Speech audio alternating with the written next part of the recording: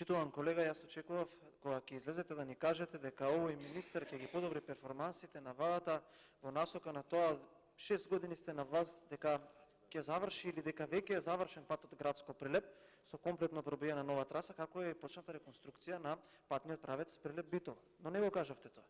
Две работи ви се умилени кога ќе излезете да зборувате. Поранешните лидери на ВМРО ДПМН и криминалот што наводно според вас го има направено оваа партија. Господине Талевски, двајцата сме пратеници 2 години. Една година имавме мандат кога вие како председател на општинската организација во Прилеп загубивте со 7.000 разлика. Со тоа ве почастија граѓаните на Прилеп наводно за вашата добра работа или добрата работа на вашата локална самоуправа. Неколку пати го споменувам ова, додека вчера не видов една изјава на вашиот колега од Битово и сватив дека ѓаволот ја однел шегата, каде што човекот вели дека премиерот на Велика Британија, замислете си, дава оставка под економската криза, но дека херојот на денешницата господинот Ковачевски уште успешно се справувал и дека затоа ние сме биле подобри во справување со кризата од Велика Британија и тогаш, да повторам, сватив дека ѓаволот ја однел шегата. Господине Талевски, не знам зашто чувствувате обврска да ги лажете граѓаните.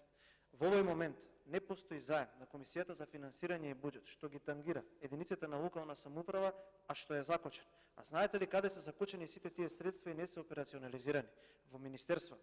Бидејќи ниту Министерството за транспорт и врски, ниту Министерството за животна средина има повлечено некоја транша за кој што општините треба да однесат проект. Најголем дел од тие проекти се изработени во времето кога градоначалници беа од СДСМ, имам доблест тоа да го признавам.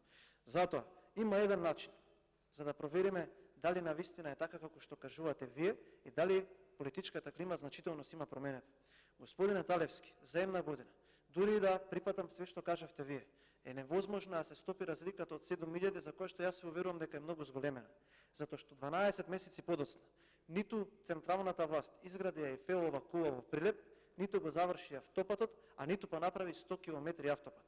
Дури и под условите кои што ги кажувате вие, премиерите, министрите и вашите колеги, сега да има изборно соочување, јас со гаранција, и тоа го кажувам под полна морална одговорност од собраницката говорница, и ве замолувам, ако сте толку храбри и уверени во тоа што го кажувате, дигнете прст и гласајте за распуштање на собранието, да излеземе пред граѓаните на Прилеп, пред граѓаните на Република Македонија и да видиме како стоиме во овој момент.